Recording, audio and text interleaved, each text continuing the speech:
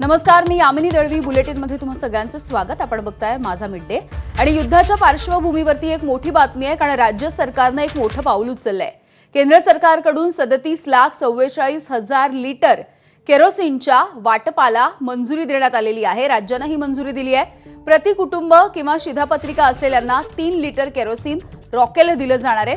LPG गॅसचा तुटवडा आहे आणि या सगळ्या पार्श्वभूमीवरती राज्य सरकारनं तात्पुरत्या स्वरूपामध्ये केरोसिन वाटपाला मंजुरी दिली आहे. राज्य सरकारकडून जिल्हानिहाय आवश्यक केरोसिनचं वितरण हे निश्चित केलं जाणार आहे.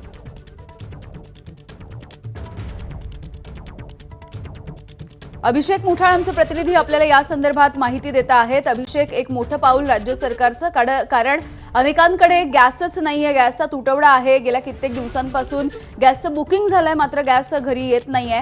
त्यामुळे आता राज्य सरकारने मंजुरी दिली आहे केरोसिनच्या वाटपासाठी.